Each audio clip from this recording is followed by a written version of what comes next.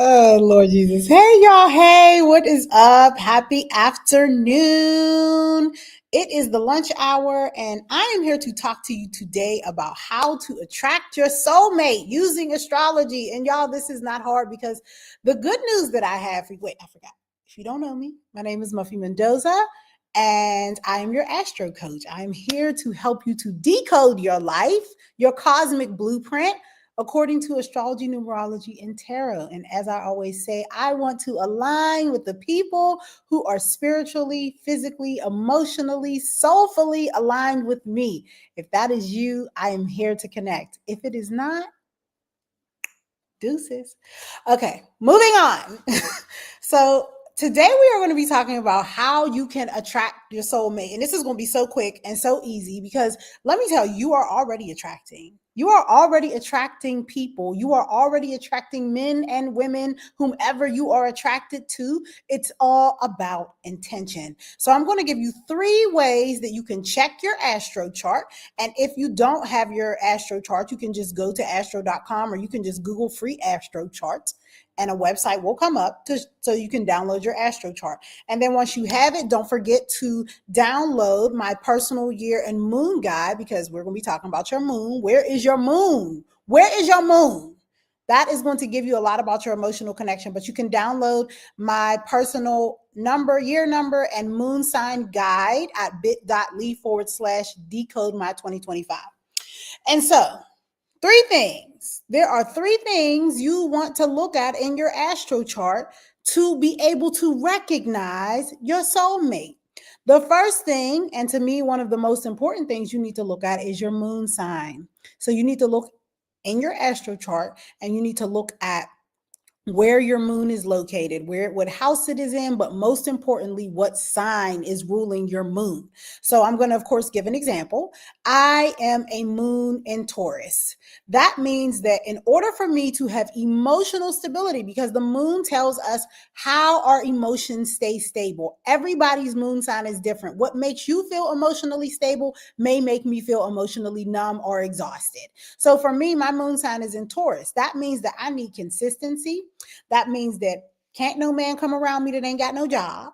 That means that in order for me to feel loved, in order to me to feel emotionally held and soft, I need physical resources. So a man is going to have to bring to me physical resources that make me feel grounded. He is going to have to be a grounding presence. He is going to have to be consistent in his communication. He is going to have to be he's going to have to be secure in his own presence, because I can sniff out insecurity like that. And I can do that with men or women. It doesn't matter who it is. If you are a moon in, let's say, Gemini, that means you are going to need somebody who is a thinker. You're going to be attracted to people who, from an emotional standpoint, for real, they're more thinkers than they are feelers. They are people who can communicate their feelings very well. You're going to want to have a lot of communication in your feelings. So it just depends on where your moon sign is. Let's say your moon sign is in Aries. Then that means for real, you are kind of emotionally disconnected. And when it comes to moon, you're really looking for people to go straight for the jugular. Like, you are attracted to those people that do not mind initiating a love interest. So you want to go to your moon sign to figure out emotionally how you are going to feel best. Because even if the sun signs are compatible, if the moon signs are not compatible, it does not typically work out. Because how you feel, like my moon is in Taurus and my partner's moon is in Libra. And so we both kind of need, the way he shows love, because what you want to look at is you want to look at the moon sign, and then you want to look at the Venus and the Mars. And I'm just going to go through that next, because my moon sign is in Taurus. My partner's Mars is in Capricorn. And so that means, as a man, the way he shows love is very steady, is very stable. So I'm looking for that stableness, that security in terms of my emotion, and he's giving that in his actions. Because Mars for men shows how they show love. Venus for women shows how we show love. But Mars for men is how they show love, and Venus is how they receive it. And Venus for us is how we show love, and Mars is how we receive it. And so you need to look at that. You need to look at the moon sign. The second thing I was going to talk about is Venus. Venus equates to values. And so what you want to look at is what sign is ruling your Venus, because that means that is what you value in love. That is what you value in relationship. My Venus sign, where is my Venus at? My Venus is in Sagittarius. So I value people who are high-minded. I value people of high integrity. I value people who will get out and travel and have adventure. If that's not you, then you ain't for me, because that is what I value in a relationship. I'm going to want to learn together. I'm going to want to do things together. I'm going to want to travel together. I'm going to want to explore together. And so again, you want to look at your moon sign to see how you need to be emotionally held in a relationship. And you want to look at your Venus to figure out where your values are. And that's man or woman. But like they say, men are from Mars, women are from Venus. So for men, Mars is going to tell you how you actually love. It's going to tell you your action orientation for how you love. And Venus is going to tell you how you want to be loved. For women, Venus is going to tell us how we love. So for me, I love in a very Sagittarian way because my Venus is in Sagittarius. So I am the person who's going to buy you a book. Like, I'm going to buy you a book. I'm going to invite you on a trip. I'm going to be like, let's go to this seminar so we can learn together, because I love in a very Sagittarian way because my Venus is in Sagittarius. My Mars is in Capricorn again. So because I am a woman, with my Mars, that is telling you how I want to receive love. So I'm going to be attracted to a Capricorn man, a man with Mars in Capricorn, a Capricorn rising man. Like, those are my men. And I can sniff it out. If you ain't got no job, I can tell real quick. Like, I can go to a bar and I can point out all the men who got jobs, because those are the men I'm attracted to, because I like workers. Capricorns are workers. They do jobs. And so that's where you need to look. So I'm going to go over that again for the people who just came on. You want to look at your moon sign because it's telling you how you emotionally need to be held. If your moon sign is in, let's say, Capricorn, that means that you need somebody who's about to work for you. You want a man who's going to go to work. He's going to keep you secure by making you feel by going out that door and going to work, by getting tasks done.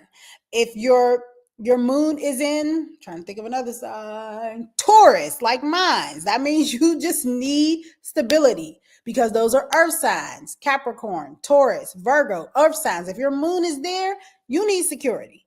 If your moon is in a fire place like Sagittarius or Aries or Leo, that means you need passion. Like, you feel emotionally secure when you get that passion, when you get that love, when you get that just creativity, and they want to create with you, and they want to learn with you, and they want to love with you, and all those things like that.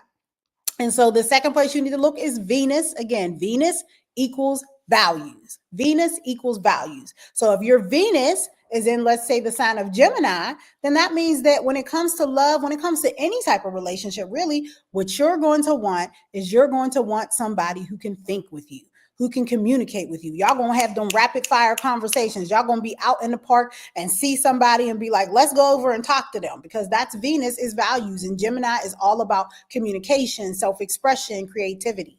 And the third thing you want to do, this is for timing. So for those of you who are dating and you're like, oh, I want to find me somebody, you need to go check your seventh house transit, because all times of the year are not times of the year for you to be dating. You need to be looking at where your Venus is at and what's in your seventh house. So right now I have Jupiter in my seventh house, which means it is time for me to look at my relationships, because Jupiter is the most benefic planet, which means that anywhere it is, it's good times.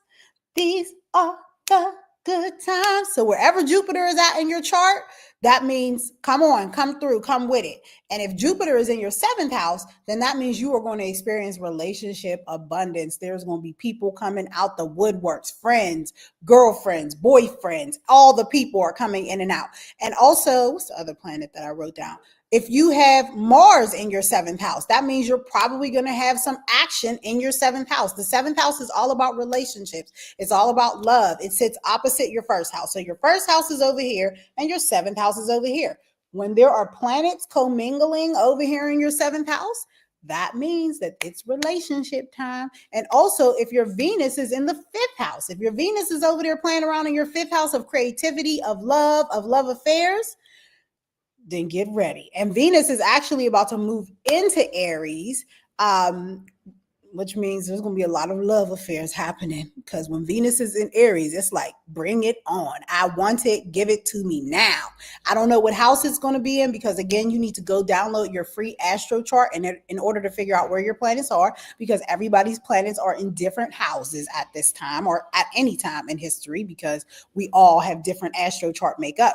But when you see stuff happening in your seventh house, you want to pay attention to that, because if Saturn is in your seventh house, it's telling you it's not a time for you to date. It's going to be very restricting of your relationships. But if you got Jupiter over there, if you got Mars over there, if you got Venus over there, even if you got Mercury over there a little bit, then that means these are the good times. But keep your legs closed. No, I'm just playing.